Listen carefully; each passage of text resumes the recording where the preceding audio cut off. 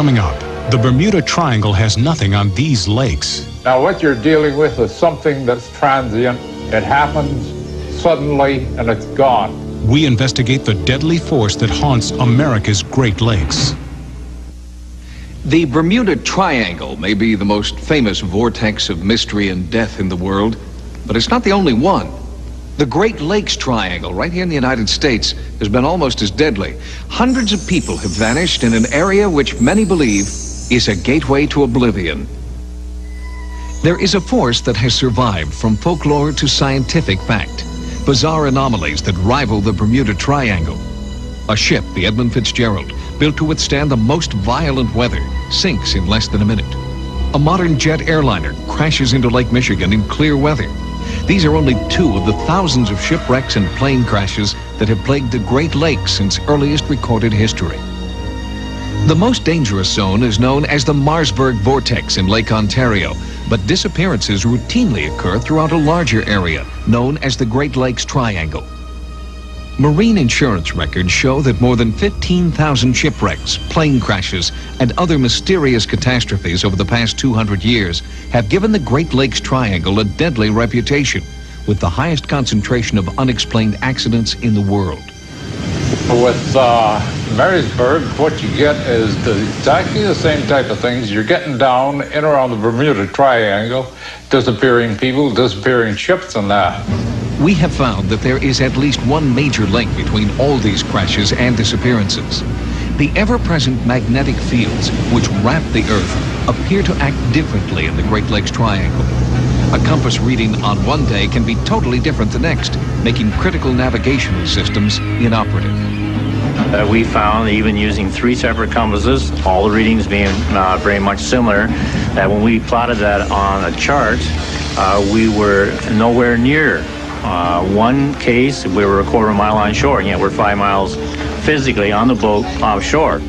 Peculiar magnetic forces can spell disaster for a ship or a plane that relies on exact instrument readings. Could strange magnetic forces in the Great Lakes Triangle be enough to throw ships and planes wildly off course and into fatal situations? Some believe that's exactly what caused the 729-foot Edmund Fitzgerald to sink to the bottom of Lake Superior. This state-of-the-art vessel had 2 independent radar systems thought to be infallible, but they weren't. En route to Cleveland, Ohio, disaster struck. November 10th, 1975, 5 p.m. The Edmund Fitzgerald is fully loaded with iron ore and leaves port. By 6 p.m., the ship is unexpectedly caught in the grips of a severe winter storm. Just after 7 p.m., the Edmund Fitzgerald, a highly sophisticated modern freighter, has disappeared, with all hands feared lost. The weather was harsh, but the Edmund Fitzgerald was designed to withstand storms like this. The beginning of the end occurred when not one, but both radar systems failed. With low visibility and no working navigational system, the ship was doomed. I do know that they had lost their radar, and they were depending on the Anderson, which was a ship nearby in the storm. The Anderson was doing their seeing for them. It was trying to get the fix on the Fitzgerald with radar and then radio to the Fitz and tell them where they were. 1 minute they had a blip on the radar, and the next minute the blip was gone. They were in communication with the Fitzgerald at 10 minutes after 7. At 20 minutes after 7, they had no sight of her at all. And given that 10-minute span and the fact that no distress call was ever sent by the Fitzgerald, that ship going down must have happened no more than a minute. It just dove, went down, and that was the end of it. So I understand you had him visually and on the radar, and you lost him in both respects. No, I didn't have him visually. I had him on the radar. He was exactly 10 miles ahead of us. I asked him how he was making out with his problem. He said he lost those vents and he had a lift, and he said he was holding his own. I lost contact after that. In less than 1 minute, the enormous ship had disappeared. All hands on board died. It was a tragic testimony to the power of a deadly force still feared by all who dare venture there. I think in a lot of people's mind, there is something missing. There's one little fact, or something that went wrong, or something that happened that maybe we'll never know about.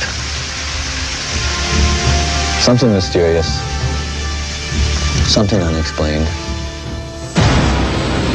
United Flight 389, inbound from New York to Chicago in 1965. Although flying in clear skies and calm weather, it would suffer the same fate as the Edmund Fitzgerald.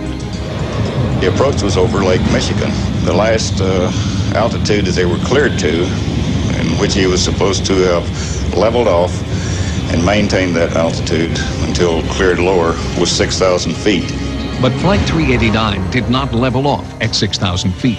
The aircraft struck the water in a descending attitude. It spread over about 1.6 miles, and it sank in about 250 feet of water.